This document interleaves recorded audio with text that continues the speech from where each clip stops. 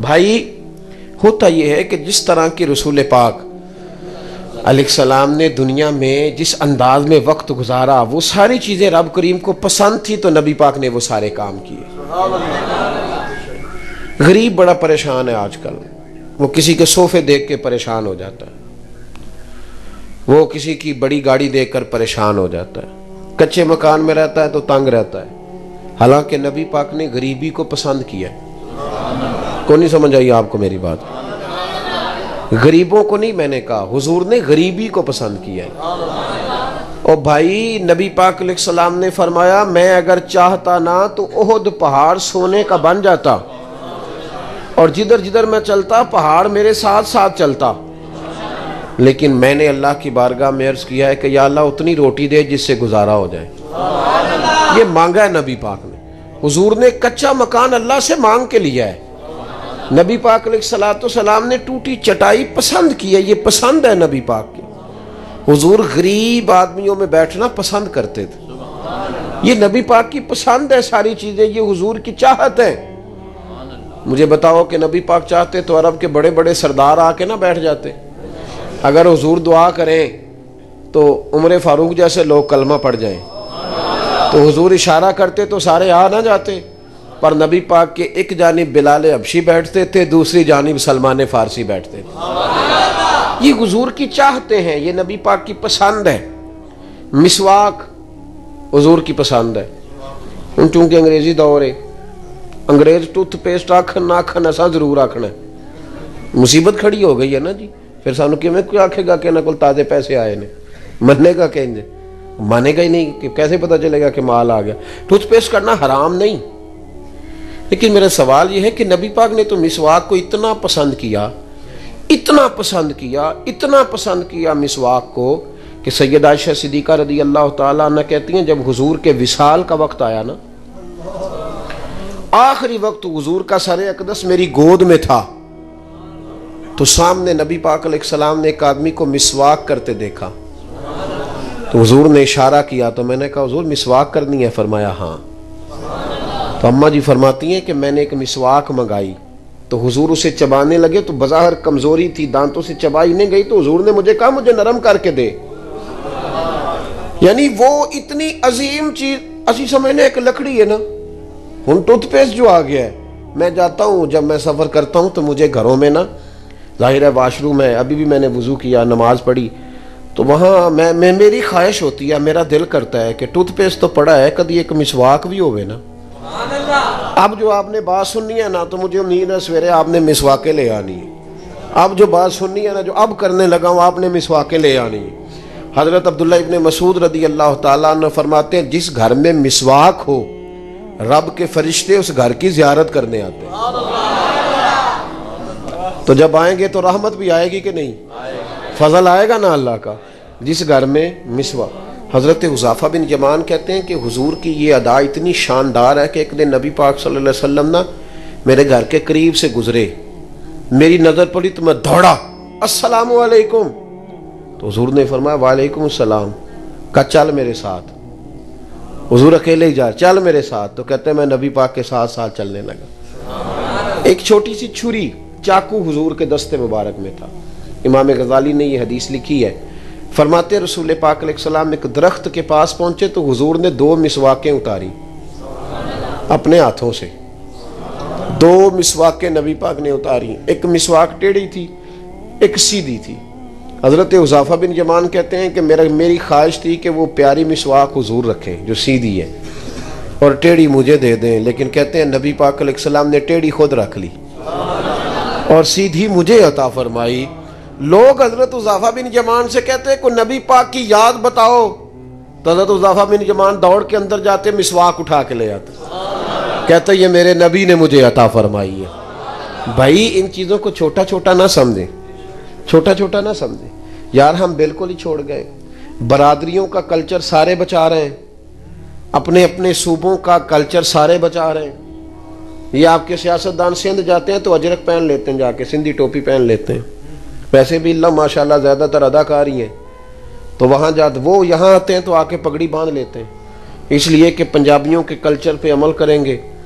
تو پنجابی خوش ہوں گے، سندھیوں کے کلچر پہ عمل کریں گے تو سندھی خوش ہوں گے، سیمینار ہوتے ہیں، یہ کلچر بھی بچنا چاہیے، وہ کلچر بھی بچنا چاہیے۔ برادری کے بڑے بوڑھے جب بچی کا اور بچے کے دن رکھنے کے لیے بیٹھتے ہیں تو کہتے ہیں بھی اسی اپنے رواج سارے پورے کر دیں، ساڈی وہی برادری دا ہے نا جی، برادری دا ایک گل کرنا ناراض تے نہیں ہو جاؤ گے؟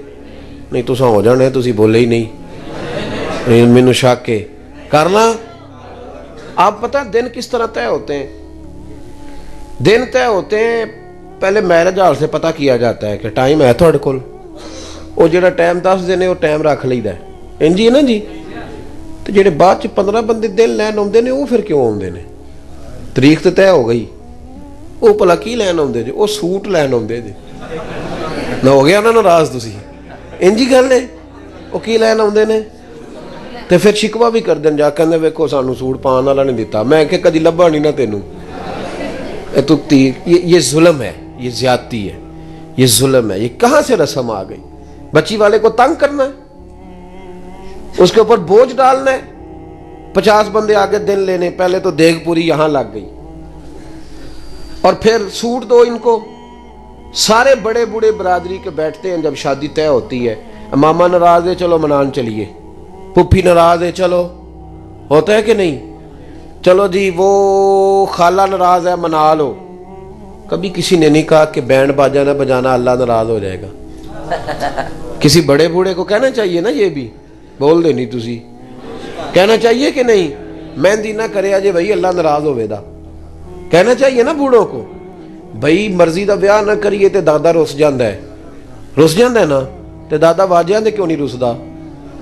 یہ ظلم ہے دین کے ساتھ، یہ زیادتی ہے۔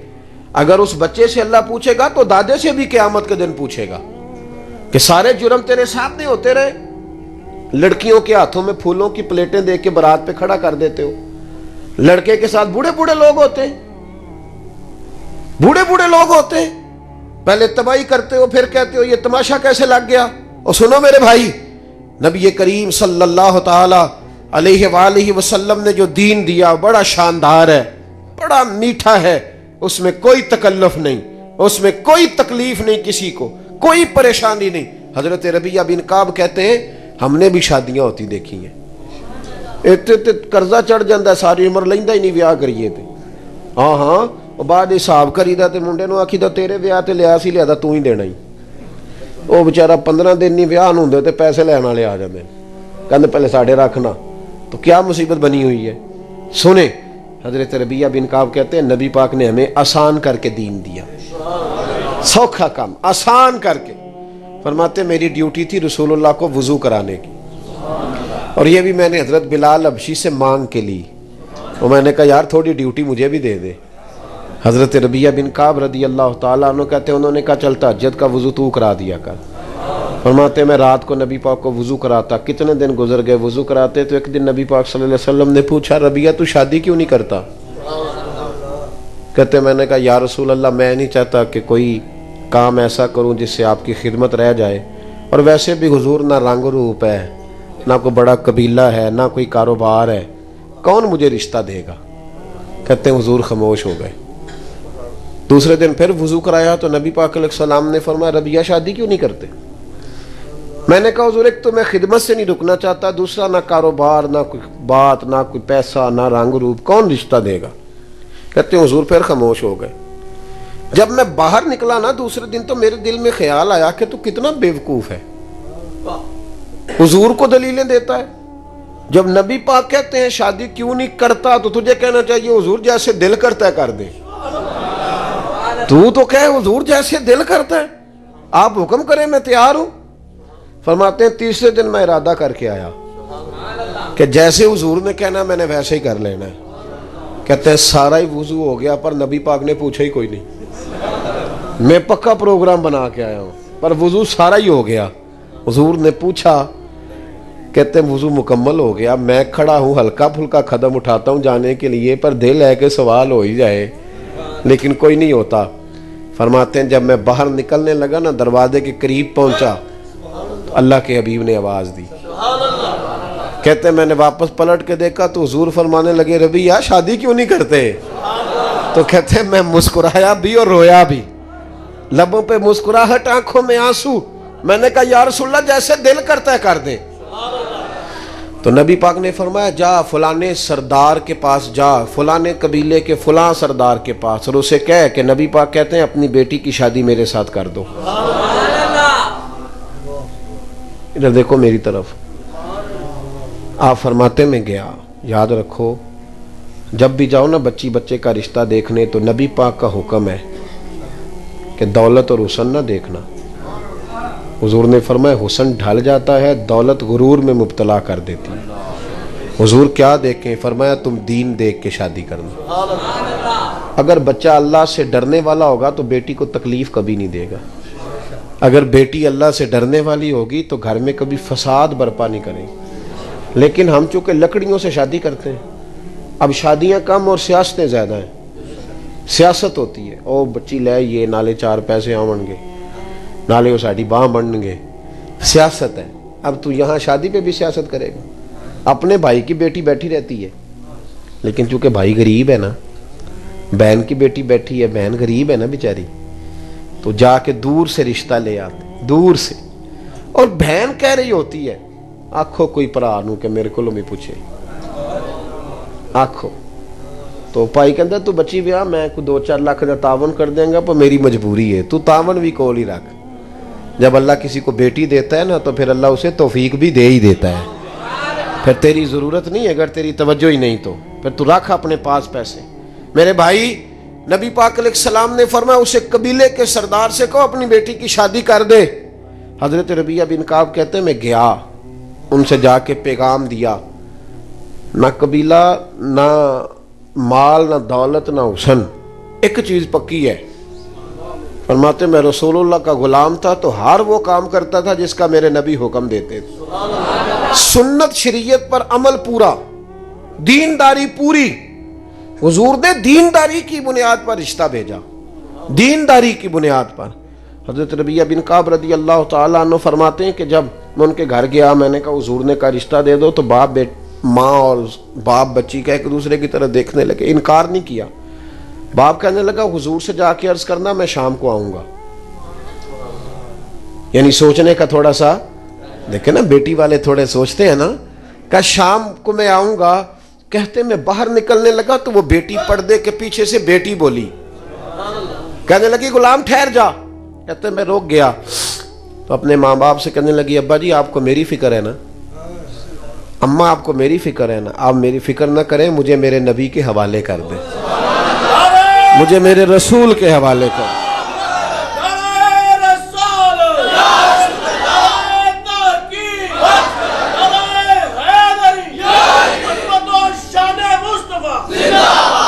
فرمایا مجھے میرے کریم رسول کے حوالے کریں، اللہ رسول مجھے کبھی ضائع نہیں کریں گے. سنو حضرت ربیعہ بن کعب کہتے ہیں انہوں نے رشتہ دے دیا. یہ بھی شادی ہے، یہ بھی، پر طریقہ وہ جو بندے کو اللہ کا محبوب بنا دے، طریقہ رسول اللہ کی سنت کے مطابق. فرماتے ہیں نبی پاک نے حضرت حارثہ بن نعمان کو بلایا تو فرمایا بھی ادھر آ، اس نے اپنی بیوی کو حق مہر دینا تو گٹھلی کے برابر سونے کا بندوبست تو نے کرنا ہے. کھجور کی گٹھلی نہیں ہوتی، کہ اتنے سونے کا بندوبست کر.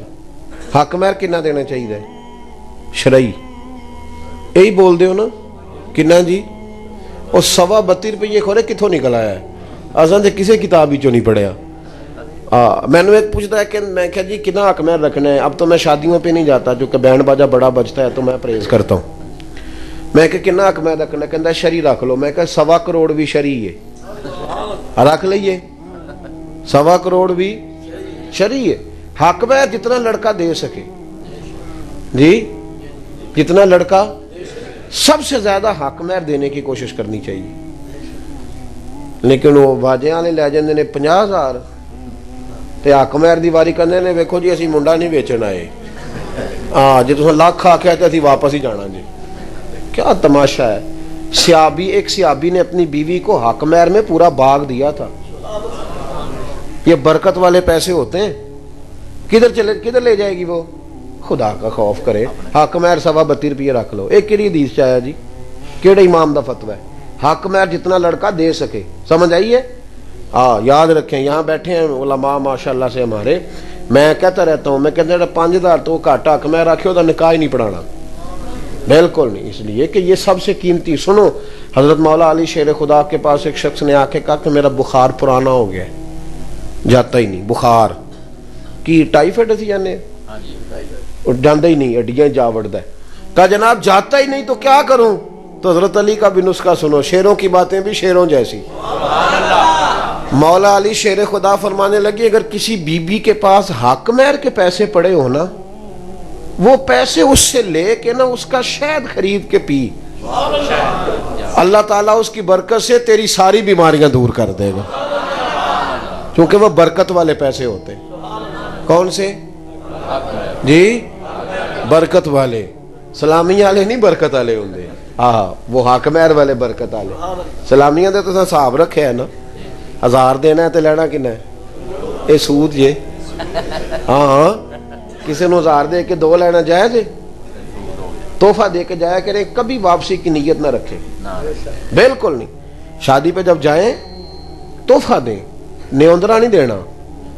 اسی تے پینڈواں کاپیاں تے حساب لکھیا ہوندا ہے. چلو میں 10 جو چھڑے ہوں آپ ہی صحیح ہو جان گے، توسا نہیں انج کرنا. میری بات کی سمجھ آ رہی ہے آپ کو؟ ادھر دیکھیں میری طرف، مسئلہ سمجھے نا. مسئلہ شرعی مسئلہ یہ ہے کہ جب آپ کسی کو 1000 دے کے 1.5 واپس لیتے ہیں تو یہ ناجائز ہے کسی جگہ جائز. تو جو بات غلط ہے وہی سمجھانی ہے نا میرے بھائی. آپ کو آپ نے کرنا یہ ہے کہ تحفہ کہنا ہے اس کو، واپسی کا ارادہ آپ تھوڑے دے لیں، 1000 کی جگہ 500 دیں، تھوڑے دیں، لیکن واپسی کی کوئی نیت کارا کے کاپی تے نہیں لکھنا کیوں نہ لینے دیتے نے تو جو کاٹا ہے تو. بلکہ مینوں تے کچھ سنگیاں دسیا ہے کہ پنڈ والے کہندے نے اچھا تینوں 1000 تا سی تو 1000 دے چلنا ہے، لگتا ہے اگوں نہیں تو ملنا ہے نا ایسا. جی یہ رسم درست، یہ بالکل درست نہیں ہے. آپ بالکل شادی پہ جائیں مرضی سے، اور اگر آپ یہ نیت کریں گے تو یہ جائز ہی نہیں شرعی طور پہ کہ 1000 دے کے تو 1.5 لینے کا پروگرام بنا ہے. تو کیڑی کمیٹی پان لگے لیدا، بالکل اس سے بچیں. چلیں مسئلہ آ گیا، آپ کو یہ بھی سمجھا دیا، اللہ تعالیٰ سمجھنے کی توفیق دے. حضرت ربیعہ بن کعب رضی اللہ تعالیٰ عنہ کہتے ہیں کھجور کی گٹھلی کے برابر سونے کا بندوبست کیا، کھجور کی گٹھلی کے برابر حضرت حارثہ بن نعمان نے. پھر نبی پاک نے حضرت ابوبکر صدیق کو بلایا اور فرمایا اس کی بیوی کے لیے اور اس کے لیے 2 جوڑوں کا بندوبست کر دے. فرماتے انہوں نے 2 جوڑوں کا بندوبست کیا تو حضور نے حضرت عثمان غنی سے کہا ایک بکری کا بندوبست کر، میرے ربیعہ نے شادی کرنی ہے. فرماتے ہیں کہ برات ایسے ہی گئی، حضور ساتھ گئے، شادی کر کے میں اسے لے آیا. حضرت عثمان بکری لائے، اسے ذبح کیا، زور کی نماز مسجد نبی میں پڑھی تو حضور نے فرمایا ابھی جتنے نمازی آئے ہو نا چلو آؤ میرے ربیعہ کا ولیمہ کھائیں. فرماتے ہیں شادی ہو گئی. او بھائی سنت اور شریعت تجھے آسان کرتی ہے، تیری تکلیفیں دور کرتی ہے. اذیت میں نہ پڑو، پریشانی میں نہ پڑو، چھوڑ دو یہ چکر سارے. ہم نے مصیبتیں کھڑی کر لی اپنے لیے جو ہماری جان ہی نہیں چھوٹ رہی، بالکل قطعاً نہیں. من استطاع الیہ سبیلا، اللہ تو کہتا ہے حج تب کرنا جب طاقت ہوگی. تو اپنے گھر تکلیف میں نہیں بندے کو بلاتا. تو رسول اللہ کی سنت، نبی پاک کی شریعت، ہاں جو چیز تکلیف دیتی ہے وہ میں ذرا آپ کو سمجھا دوں، اس پر ضرور غور کریں. ایک ہے شرم، ہے بندے کی آکھن گے، لوکی کی آکھن گے، برادری، یہ چیز ہمیں بڑا پریشان کرتی. سچی گل کریا جی کدی بندے کسی دے پورے راضی ہوئے نے؟ بولو. کہنے پیر چنگا سی، تقریر بھی چنگی سی، کدی ہسدا چنگا نہ تو پھر ٹھیک سی، ہسیا نہیں ٹھیک. تو ہن بندہ ہے کوئی نہ کوئی کمی تے بیچارے چ رہ ہی جانی ہے نا. بندے راضی ہوتے؟ بول کے بتاؤ، نہیں نا راضی ہوتے. شرم غلط کام میں کرنی ہے، رب رسول کے نام میں شرم. میں تو یہ ہمارے نعت خواں ہوتے ہیں نا پیار والے، تو میں کئی دفعہ ان کو پوچھ لیتا ہوں، انہوں نے آکھی ہے نا میلاد شریف دی محفل تے نعت پڑھو تے ماشاءاللہ سونی ٹوپی شوپی پا کے آندن پڑھ دین. انہوں نے کسی دے ولیمے تے آکھی نا نعت پڑھو، کہندے اتنے ماحول نہیں. سبحان اللہ بھائی، شرم آ رہی ہے. او آسی ساڈا ایک بچہ سی تو انہوں نے کہا بھی باجے بوجے نہیں بجانے، تو وہ ہم لے کے گئے برات اسی طریقے سے قصیدہ بردہ شریف پڑھ رہے تھے، مولا یا صلی وسلم دائماً آبادا، یہ پڑھتے ہوئے برات لے کے گئے. تو وہ وہاں کے لوگ کہنے لگے جی عجیب عجیب نہیں لگ رہا، کوئی عجیب عجیب نہیں لگ رہا. آپ یقین کریں ہم جب واپس آئے تو اس کے بعد وہ کہنے لگے جی آپ کے فوراً جاتے ہی 3 برادریوں نے بیٹھ کے فیصلہ کیا ہے کہ ایسا بھی انجدہ ہی بیاہ کرنا ہے. پہلا قدم صرف اٹھانا مشکل ہے، باقی کوئی خرابی پیدا بالکل نہ کریں، قطعاً نہ کریں. شرم کس بات کی؟ ایک بات بتاؤ، اللہ رسول کے ساتھ پکا رشتہ ہونا چاہیے کہ تھوڑا بہت؟ چلو ایک اور گل کرنے ہیں. ساڈے پنڈ ایک ڈاکٹر ہوندا سی، ادھر اوکھا سوکھا بولدا سی تو بندے اس کو دیہڑی دوائی نہیں سن لیندے. پار جا کے ایک اور ڈاکٹر سی سڑکاں تو پار اس کو لوی دی سی. ایک دن راتی نا ساڈے ایک بزرگ نو تکلیف بڑی ہوئی تے چونکہ محلے دا سی، اودہ بوا کھڑکایا تے کہندا اوتھے جاؤ جتھے دیہڑی جاندے ہو. میں نہیں اٹھدا. ہوتا ہے ایسے کہ نہیں ہوتا؟ ہوتا ہے نا جی. ادھر دیکھو میری طرف، ایسے ہوتا ہے نا. کہندا اوتھے ہی جاؤ جتھے انہوں آکھی دا بھی تو دیہڑی بھی انجی کرنا ہے تاں نہیں تیرے کو لاوی دا. لیکن وہ مطلب منت شنت کی مان گیا. میرے ذہن میں بات بیٹھ گئی، عموماً ایسا ہوتا ہے کہ نہیں؟ یار دیکھو نا، اگر کوئی مر جائے تو قرآن شریف پڑھنا ہے، کل شریف ہو تو قرآن پاک اور نعت 10واں ہو تو بولے. کوئی ناجائز کچہری میں پھنس جائے تو قرآن پاک اور درود شریف اور جناب آیت کریمہ یہ پڑھتے ہو. اور جب اللہ خوشی دے شادی ہو تو پھر قرآن ہی پڑھنا چاہیے نا. لیکن ہم کیا کرتے ہیں؟ غلط کرتے ہیں نا. یہ اگر اللہ رسول کہہ دیں کہ تم نے ہمارے ساتھ صرف دکھوں کی یاری لگائی ہے، سکھ کا ٹائم آیا تو شیطان کو آواز دے لی. دنیا کی پرواہ نہ کرو، ورنہ دنیا کس سے راضی ہوتی ہے؟ پرواہ صرف اللہ رسول کی. اللہ رسول ناراض نہ ہو جائے. سنو، یہ پرواہ کرنا، پریشان ہونا، لوگ کیا کہیں گے، اس سے کچھ بھی نہیں بنتا. بالکل نہیں، قطعاً نہیں. حضرت سلمان فارسی رضی اللہ تعالیٰ عنہ ایک صوبے کے گورنر بن گئے. پہلے بھی امیر باپ کے بیٹے تھے، پھر بکتے بکاتے مدینے آئے، پھر گورنر حضرت عمر فاروق کے زمانے میں گورنر بنے. مدائن کے گورنر آپ کو بنایا گیا. کئی ملکوں کے نا وزیر سفیر آئے ہوئے تھے، کچھ اس میں یہودی بھی تھے، عیسائی بھی تھے، نصرانی بھی تھے. تو جس عیسائی یہودی کو آپ دین کے قریب کر رہے ہو نا، اس کے ساتھ بیٹھ کے آپ کھا پی سکتے ہیں. اگر دین کے قریب آ رہا ہو اس کے ساتھ تو تعلق بنانے کا حکم ہے تاکہ وہ اور قریب آ جائے. لیکن جس کا آپ کو پتا ہو نا ہمیں بھی خراب کرے گا، یا ہم اتنے قابل نہیں کہ اسے قریب کر سکیں گے، پھر ہمیں ان کے ساتھ اٹھنے بیٹھنے کی اجازت نہیں ہے. تو حضرت سلمان فارسی رضی اللہ تعالیٰ عنہ نے ان کو ساتھ بٹھایا تھا. کھانا شانا ہو رہا تھا، وہ بھی بڑے بڑے وزیر سفیر تھے، دسترخوان پہ بیٹھے تھے. نبی پاک صلی اللہ علیہ وسلم نے فرمایا جب تم دسترخوان پہ بیٹھ کے کھانا کھاؤ تو کوئی لقمہ اگر دسترخوان پہ گر جائے تو اٹھا کے کھا لو، اللہ تمہاری بخشش کر دے گا. زمین پہ نہیں، دسترخوان پہ.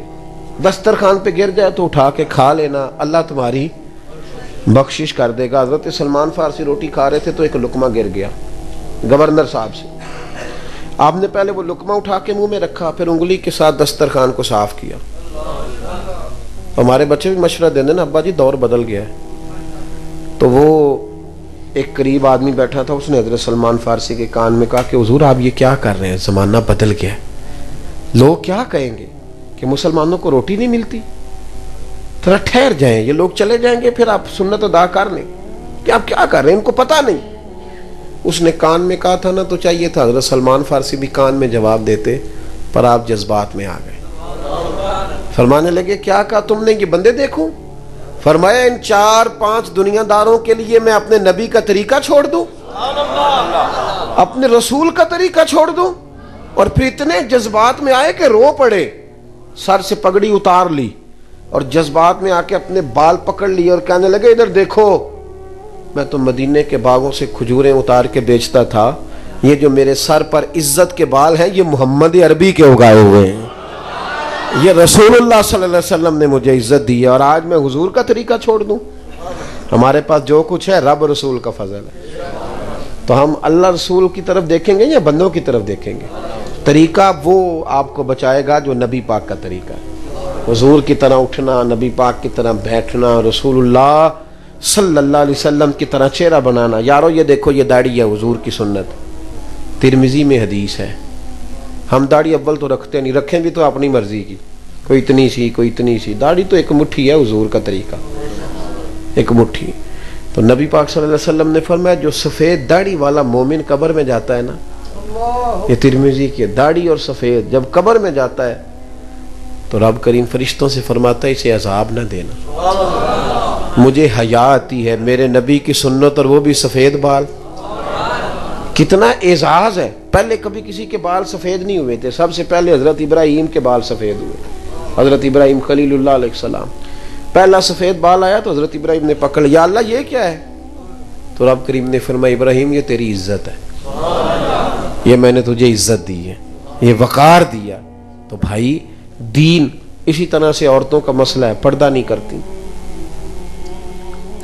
اللہ تعالیٰ معاف کرے، جو تھوڑی پڑھ لکھ جاتی ہے، کسی بینک کی ملازمت کرتی ہے، وہ تو ضروری سمجھتی ہے ٹی وی کی اینکروں کے پیچھے لگنا۔ آزادی رائے کے نام پر عورتوں کو ظلم سکھایا جا رہا ہے، عورتیں پردہ نہیں کہتی ہیں، جی اسلام ہمیں کہتا ہے گھر میں رہو۔ میں نے کہا بالکل کہتا ہے، اس لیے کہ اسلام تمہیں زیادہ عزت دیتا ہے، اسلام تمہیں قیمتی سمجھتا ہے۔ جس کے گھر میں 14 لاکھ روپیہ کیش پڑا ہو وہ کبھی چونک میں لے کے آیا 14 لاکھ؟ اس لیے کہ وہ قیمتی ہے۔ اور جس کے گھر میں 10 تولے سونا پڑا ہو وہ بھی چونک میں لے کے، کیونکہ وہ سمجھتا ہے کہ یہ قیمتی چیز ہے باہر لے جانے والی۔ تو جو مسلمان بی بی ہوتی ہے اس کا وجود قیمتی ہوتا ہے، وہ کوئی ردی نہیں ہوتی کہ جہاں مرضی پھرتی رہے، اس لیے اس کو اسلام کہتا ہے کہ گھر کے اندر رہے، باہر نکلے۔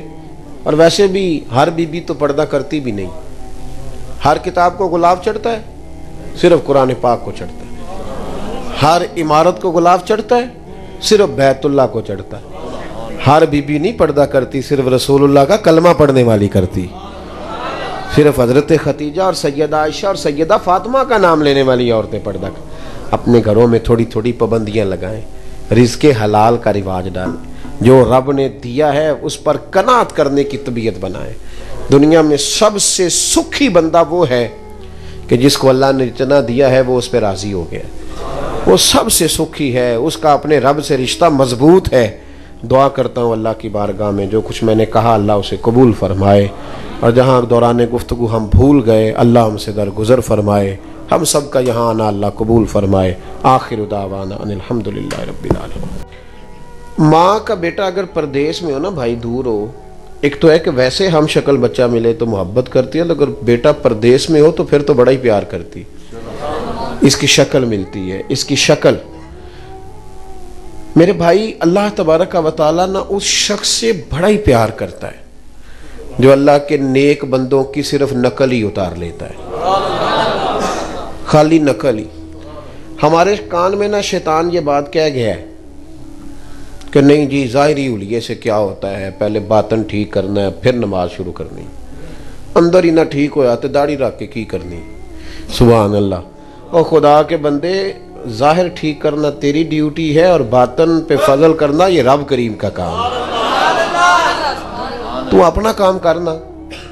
اللہ تبارک و تعالیٰ نے کپڑے دھونے کا اختیار تجھے دیا، دل دھونے کا نہیں دیا، تو کپڑے دھلے ہوئے پہنا کر، دل اللہ دھو دے گا اپنے فضل سے۔ اچھا یہ نہیں کوئی بھی کہتا کہ کپڑے میں نے میلے کچیلے پہننے ہیں، پہلے روح صاف ہوگی تو پھر صاف کپڑے پہنوں گا۔ کپڑے ہر عید پہ نئے لیتا ہے، لیکن اللہ تبارک و تعالیٰ کی طرف آنے کے لیے، حضور کی سنت پر عمل کرنے کے لیے بہانے بازی۔ اللہ تعالیٰ کو کھانا بھی اسی طرح کا پسند ہے جس انداز میں نبی پاک نے کھانا کھایا ہے۔ رب کریم کو سونے کا انداز بھی وہی پسند ہے جس طرح رسول پاک آرام کرتے تھے۔ نبی کریم صلی اللہ علیہ وسلم مسکرا دیتے تھے نا، مسکرا دیتے تھے تو اللہ قرآن پاک کی آیات کا نزول فرما دیتے۔ یار رب کریم کو کنگھی کرنے کا انداز، زلفیں سوارنے کا انداز بھی اتنا پسند آیا کہ کہا وَالضُّحَىٰ وَاللَّيْلِ اِذَا سَجَىٰ، یعنی نبی پاک صلی اللہ علیہ وسلم کی ہر ادا اللہ تعالیٰ کو محبوب ہے، اللہ کو پسند ہے۔ رسول کریم علیہ السلام نے جس طرح زندگی گزاری، ہمارے سامنے جس طرح رسول پاک علیہ السلام نے نظام زندگی کو رکھا، وہ ساری ترتیب اللہ کو ہمارے ہاں نہ لوگوں نے اپنی اپنی مرضی کے حساب کے کام سمجھ لیے۔ بہت سارے کام ہیں دنیا میں کرنے والے، ایک بڑا بنیادی کام دعوت خیر دینا بھی ہے۔ آپ نے کبھی دیکھا ہے کسی بلڈنگ میں، کسی گھر میں، کسی چوک میں آگ لگ جائے تو ارد گرد کے سارے پڑوسی دوڑ آتے ہیں، پائپ لے کر، پانی لے کر، کچھ لے کر۔ ان سے اگر آپ سوال کریں نا کہ میاں وہ آگ تو فلاں کے گھر میں لگی ہے، فلاں کی دکان پہ لگی ہے، فلاں کے کھیت میں لگی ہے، فلاں آدمی کی بلڈنگ اور مارکیٹ میں لگی ہے، تو آپ سارے کیوں پانی پہ دوڑ رہے ہیں اور سارے کیوں جدوجہد کر رہے ہیں؟ تو زبان حال سے ہر آدمی آپ کو جواب دے گا کہ جب آگ لگتی ہے نا تو وہ یہ تھوڑا دیکھتی ہے کہ گھر کس کا ہے، جب آگ لگتی ہے تو وہ یہ تھوڑا دیکھتی ہے دکان کس کی ہے، جب آگ پھیلتی ہے اپنی لپیٹ میں لیتی ہے تو یہ تھوڑا دیکھتی ہے کہ مارکیٹ کا مالک کون ہے۔ آگ آگ ہوتی ہے، آگ اندھی ہوتی ہے، اگر اسے بجھایا نہ جائے تو وہ تمیز نہیں کرتی، وہ فرق نہیں کرتی، جو اس کی لپیٹ میں آئے اسے اپنی لپیٹ میں لے لیتی ہے۔ سیلاب آ گیا، بند ٹوٹ گیا، کسی دریا کا، کسی ندی نالے کا، کسی ایسی جگہ جس کا پانی آئے گا فصلوں کو، آبادیوں کو، گھروں کو نقصان پہنچائے گا، تو سارے لوگ وہ بند باندھنے کے لیے دوڑ پڑتے ہیں۔ کوئی مٹی لا رہا ہے، کوئی ریت لا رہا ہے، کوئی حکومت کو اطلاع دے رہا ہے، کوئی کچھ کر رہا ہے، کوئی متعلقہ اداروں سے بات کر رہا ہے، سارے آ رہے ہیں۔ تو ان سے پوچھا جائے گا کہ میاں آپ کا تو گھر قریب ہے ہی نہیں، آپ کا تو کھیت ہی پاس نہیں، آپ تو دور وہ دوسرے تیسرے محلے میں رہتے ہیں، اس سے اگر متاثر ہوں گے بھی تو قریب والے گھر ہوں گے، قریب والا کھیت پانی سے متاثر ہوگا۔ تو وہ آگ بجھانے والے اور سیلاب روکنے والے سب آپ کو یہی کہیں گے کہ جب سیلاب آتا ہے تو وہ یہ تھوڑی دیکھتا ہے گھر کس کا ہے، وہ یہ تھوڑی دیکھتا ہے کہ مکان کس کا ہے، وہ یہ تھوڑی دیکھتا ہے فصل کس کی ہے اور کچی ہے کہ پکی ہے۔ جب وہ آ جاتا ہے پھر وہ سب کچھ بہا کے لے جاتا ہے۔ بس آپ بات سمجھ گئے، میں مثال دیکھ کے تھوڑا سا آپ کو اپنی بات سمجھانے کی طرف لے آیا۔ میرے بھائیوں یاد رکھنا، سب مل کے آگ بجھاتے ہیں، سارے مل کے سیلاب کیوں؟ وہ اس لیے کہ سب کو پتہ ہوتا ہے اگر یہ روکا نہ گیا تو میرا گھر بھی اس کی لپیٹ میں آ سکتا ہے، میرا کھیت بھی آ سکتا ہے، میری دیوار بھی گر سکتی ہے۔ یہ دنیا میں جتنا برائیوں کا سیلاب آیا ہے، بے حیائی کا سیلاب آیا ہے، مجھ سے ناراض نہ ہونا، میں بہت ساری شادیوں پہ جایا کرتا تھا، کم از کم مسلمانوں کے اندر اتنی تمیز باقی تھی کہ ایک طرف مرد بیٹھیں گے، ایک طرف عورتیں بیٹھیں گی اور بیچ میں پردہ لگایا جائے گا۔ یہ میں چند سالوں سے دیکھ رہا ہوں، وہ پردہ بھی ہٹ گیا ہے، وہ صورتحال بھی بدل گئی ہے۔ ہم نے خود آگ لگائی ہے چمن میں اپنے، بے سبب گردش ایام کو الزام نہ دو، ہم نے خود نور کا ظلمت سے کیا ہے سودا، کر کے توہین سحر شام کو الزام نہ دو۔ اکبر الہ آبادی کہتے ہیں بے پردہ نظر آئیں کل مجھے چند بیبیاں، اکبر زمین میں غیرت قومی سے گڑ گیا، پوچھا جو آگے بڑھ کے ان سے کہ تمہارا پردہ کدھر گیا؟ کہنے لگی وہ عقلوں پہ مردوں کی پڑ گیا، وہ مردوں کی عقلوں پہ پڑ گیا۔ آہستہ آہستہ سب پیسے آئے نہیں، جدت آئی نہیں، مال آیا نہیں، عہدہ ملا نہیں، اور لوگ جدید ہوئے نہیں، تمیز ہی ختم ہو گئی ہے، خیال ہی نہیں رہا پردہ کس چیز کا نام ہے۔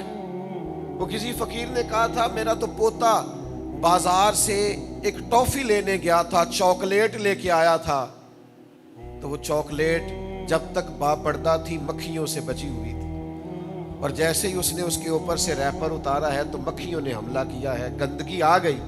آپ کو پتا ہے جب تک حیا کی چادر لوگ اوڑے رکھتے ہیں وہ گندگی سے بچے رہتے، لیکن جیسے ہی وہ چادر ہٹ جاتی ہے، میں اس لیے تنقید نہیں کر سکتا کہ جتنی بھی بیاہوں میں شادیوں میں لوگ موجود ہوتے ہیں وہ غیر تو نہیں ہے، وہ ہمارے اپنے ہی ہیں، لیکن ہم سب تمیز بھول جائیں گے، سیلاب آ جائے گا گناہ کا۔ مجھ سے ناراض نہ ہونا، سیانا آدمی ہے، سمجھدار ہے، پڑھا لکھا ہے، اس کے بالوں میں چاندی آ گئی ہے، لیکن اپنے موبائل سے اگر وہ واہیات ویڈیو کسی کو بھیجتا ہے تو مجھے بتانا کہ میں سوچ اور ذوق کا ماتم نہ کروں، میں اس معاشرے کو معاشرہ کہوں یا انسانوں کا بے ہنگم ہجوم کہوں۔ کچھ لوگ کچھ ایسی گفتگو کر رہے ہوتے ہیں جو ان کی شخصیت سے میچ نہیں کر رہی ہوتی، ان کا قد بہت اونچا ہوتا ہے، ان کا سٹیٹس بہت بلند ہوتا ہے، ان سے بہت بزرگی والی بات کی توقع ہوتی ہے، لیکن وہ ایسی گفتگو کرتے ہیں۔ کرنا کیا ہے؟ کس طرف جانا ہے. میں چھوٹا سا خادم الدین کا، میرے پاس بڑی تعداد نوجوانوں کی آتی ہے، میں دن رات ڈیل کرتا ہوں. میں نے آج آپ سے کہا تھا تقریر نہیں کرنی، دل کی باتیں کرنی ہے. میں آپ کو اللہ کو حاضر ناظر جان کے کہتا ہوں، میرا جوان برا نہیں ہے. داڑھی نہ بھی رکھی ہو نا، نماز پابندی سے خدا نہ خواستہ نہ بھی پڑھتا ہو، اور اس کا دینی حلیہ نہ بھی ہو، تو پھر بھی میں نے دیکھا ہے مدینے والے کا نام آئے تو اس کی آنکھوں میں چمک پیدا ہو جاتی، اس کی روح روشن ہو جاتی. کہ میری ملت کا جوان برا تھوڑی تھا. لیکن جب چاروں جانب سوسائٹی میں ماحول ہی ایسا بنا دیا جائے، جب جدت کے نام پر اور دور کے تقاضوں کے نام پر بچوں کے ہاتھوں میں آگ کے انگارے دے کر انہیں کہا جائے کہ بیٹا نہ آپ نے اس کی تپش کے قریب جانا ہے اور نہ آپ نے جلنا ہے، پھر مجھے بتائیں قوم کیسے بچے گی؟ تو ہم نے کرنا کیا ہے؟ ہم نے کرنا یہ ہے کہ کسی ایک مبلغ کے ذمے نہیں لگانا، کسی ایک عالم کے ذمے، کسی ایک خطیب واعظ کے ذمے نہیں لگانا. جس طرح سارے مل کے آگ نہیں بجھاتے، ہم نے بھی سب نے مل کے دین کی تبلیغ کرنی ہے. جس طرح سارے مل کے سیلاب نہیں روکتے، بالکل اسی طرح سب نے مل کے. ہو سکتا ہے کسی سے ایک آدمی مشورہ کرتا ہو تو کسی سے 100 آدمی مشورہ کرتے ہو، تو کچھ نہ کچھ لوگوں میں تو ہم اثر رکھتے ہیں نا. اپنے حلقہ اثر میں ہر ایک نگہبان ہے، ہر ایک سے رعایا کے بارے میں پوچھا جائے گا، ہر ایک سے سوال ہوگا. تو تھوڑا تھوڑا کر کے جد و جہد کرنی شروع کریں. یہ کسی ایک آدمی کے بس کی بات نہیں رہی. میں سب جگہوں پہ نہیں جا سکتا، سب جگہوں پہ بات نہیں کر سکتا. یہ تو اب سب کو مل کے چلنا پڑے گا، اور مل کے چلیں گے تو اللہ فضل فرما دے گا.